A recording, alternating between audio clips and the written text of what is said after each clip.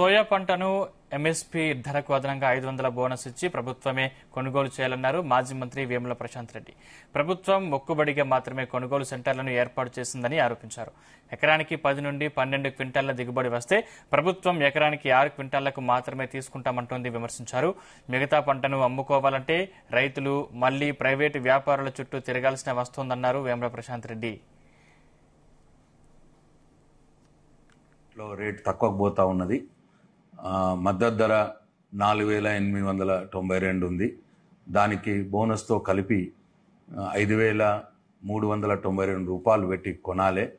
మార్కెట్లో 4,300 పోతా ఉంది. 1,100 రైతు క్వింటాల్కి నష్టపోతా ఉన్నాడు అని డిమాండ్ చేయడం జరిగింది. అయితే ఆ డిమాండ్ తర్వాత నేను డిమాండ్ చేసిన తర్వాత ఈ ప్రభుత్వం సోయా కొనుగోలు కేంద్రాలు ఏర్పాటు చేసింది. కానీ అది మొక్కుబడిగానే ఏర్పాటు చేసినట్టు కనిపిస్తూ ఉన్నది.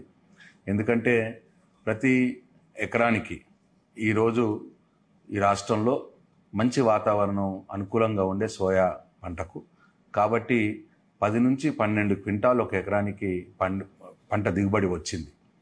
కానీ ఇవాళ ఈ ప్రభుత్వం ఏదో మొక్కుబడిగా కొనుగోలు కేంద్రాలు ఏర్పాటు చేసి ఎకరానికి కేవలం 6 క్వింటాళ్ళు మాత్రమే కొంటామని చెప్పి చెప్తా ఉన్నారు. 6 క్వింటాళ్ళు మాత్రమే తీసుకుంటున్నారు.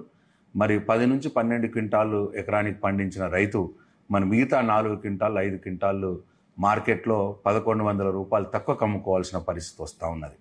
కాబట్టి నేను ఈ ప్రభుత్వాన్ని డిమాండ్ చేస్తూ ఉన్నాను.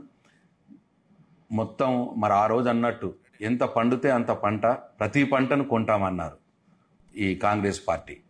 మరి ఇవాళ సోయాని కూడా రైతుకు ఎంత దిగుబడి వస్తే అంత మొత్తం పంటను కొనాలి, ప్రతి చివరి గింజ మట్టుకు కూడా కొనాలి. Soya market